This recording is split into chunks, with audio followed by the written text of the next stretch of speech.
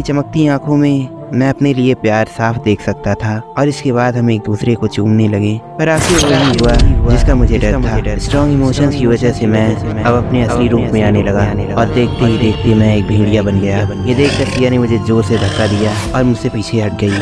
सिया डर के मारे कांपने लगी। उस रात मेरा सबसे बड़ा राज खुल चुका था। मैंने सिया को धोखा नहीं दिया, बल्कि मैंने उसे सब सच सच बता दिया, क्योंकि शायद प्यार ने एक शैतान के दिल को पूरी तरह बदल कर रख दिया था। मैंने सिया से कहा कि मैं एक शैतान हूँ और यही मेरा वो इकलौता राज है जो मैंने तुमसे छिपाया है। सिया ने कहा, तुम कोई शैतान नहीं हो, बस तुम बाकियों से थोड़ा अलग हो। तुम खुद को शैतान मत कहो।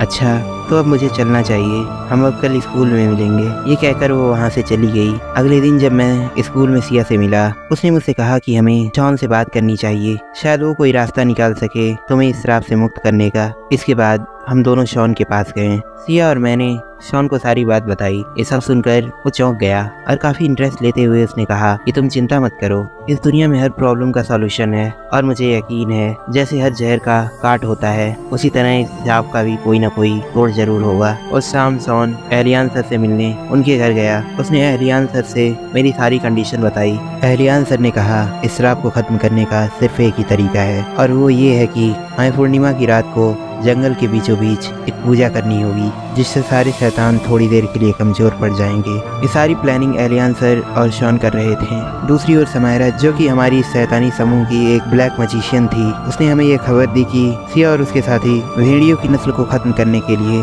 जंगल में एक पूजा कर रहे हैं, जिससे सारे सॉल्मन क्रीक के शैतान एक एक कर मारे जाएंगे। और ये बात सही भी थी, क्योंकि एलियन पर मुझे रत्ती भर भी भरोसा नहीं था, क्योंकि उसने कई बार हम शैतानों के अस्तित्व को खत्म करने की कोशिश की है, पर वो हर बार नाकामयाब रहा। पर शायद ये हो सकता है कि इस बार मेरी मदद करने के बहाने वो हमें ही खत्म कर दे। समायरा की दी हुई इंफॉर्मेशन ने मेरे और मेरे साथियों के मन में एक डर बैठा दिया। जब समायरा और रेहान वहाँ से चले गए, तब हंटर ने मुझसे कहा कि अब वक्त आ चुका है कि हम इन देववंशियों को मुंह तोड़ जवाब दें। मैं मामले को शांत करना चाहता था, क्योंकि मैं अपने प्यार यानी सिया से लड़ना नहीं चाहता था, क्योंकि मेरा उसके अलावा इस दुनिया में कोई नहीं और मुझे उसे खोने का डर सता रहा था, क्योंकि सारे शैतान देववंशियों से युद्ध करने के लिए तैयार हो चुके थे। उस रात जब वो सब जंगल में पूजा करने की तैयारी कर रहे थे, तभी हम सब वहाँ जा पहुँचे। रेहान ने चिल्लाकर कहा, तुम लोग हमें इतनी आसानी से खत्म नहीं कर सकते। मैं आगे आया और मैंने उनसे इस पूजा को रोकने को कहा। इतने में सिया वहाँ आ पहुंची। उसने कहा, ये पूजा बिल्कुल भी नहीं रुकने वाली। वो उदास थी, क्योंकि शायद उसे पता था कि अगर ये पूजा हुई तो मेरे साथ कुछ बुरा हो सकता है। मैंने कहा, हम ये पूजा कभी नहीं होने देंगे।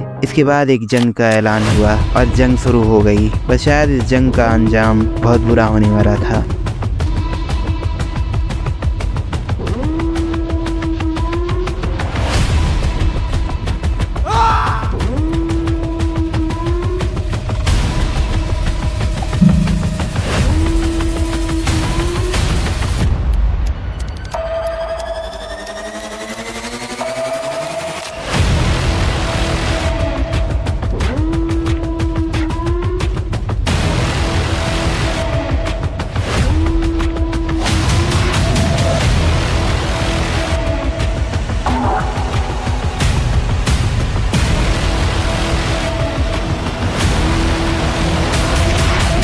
और आखिरकार ये जंग एक मासूम की जान लेकर रुकी।